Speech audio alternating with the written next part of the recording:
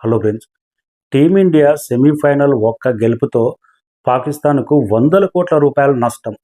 నిన్న India Australia semi-final దుబాయ్లో జరిగింది. ఆస్ట్రేలియా ఓడిపోయింది, ఇండియా గెలిచింది. ఫైనల్ దుబాయ్లోనే జరగబోతుంది. ఇక పాకిస్తాన్ కడుపు మంట బాధ మామూలుగా లేదు. మాకొచ్చే ఆదాయానికి భారీ గండి పడ్డది. ఫైనల్ మ్యాచ్ కూడా పాకిస్తాన్లో లేకుండా అయిపోయింది అనేది వాళ్ళ మీడియా కానీ పాకిస్తాన్లో ప్రతి ఒక్కరు కడుపు మంట బాధ ఒక రేంజ్లో ఉంది. అసలు ఈ ఛాంపియన్ ట్రోఫీ మొత్తం మ్యాచ్లన్నీ పాకిస్తాన్లోనే జరగాలి.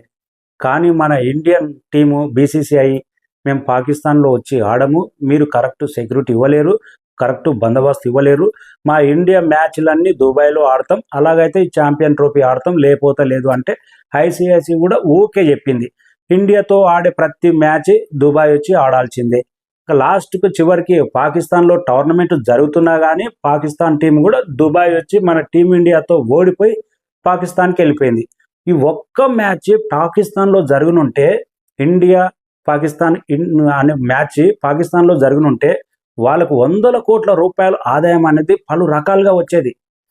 హోటల్ ఎవడు బుక్ చేసుకుంటలేరు, స్టేడియం నిండుతలేదు, యాడ్స్ పెద్దగా లేవు, రకరకాల ఆదాయానికి అనేది భారీ గండి పడ్డది. వాళ్ళకైతే భారీ లాస్. ఛాంపియన్ ట్రోఫీ పాకిస్తాన్లో నడుస్తున్నా కానీ ఎవడు దేకే పరిస్థితే లేదు. పాకిస్తాన్లో అసలు క్రికెట్ ఫ్యూరే లేదంట. అసలే పాకిస్తాన్ సెమీఫైనల్ కూడా రాలేదు.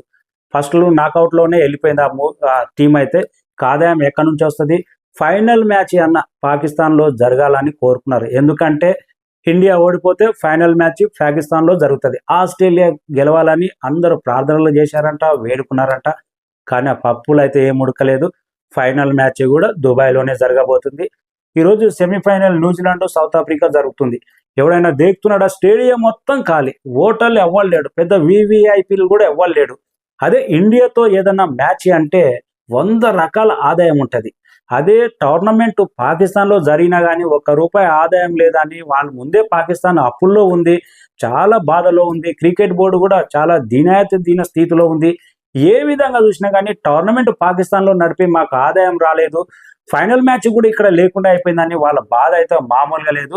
అందుకే వందల కోట్ల రూపాయలు ఆదాయానికి ఒక్క గెలుపు, సెమీఫైనల్ గెలుపుతో పాకిస్తాన్కు భారీ గండి కొట్టింది టీమిండియా.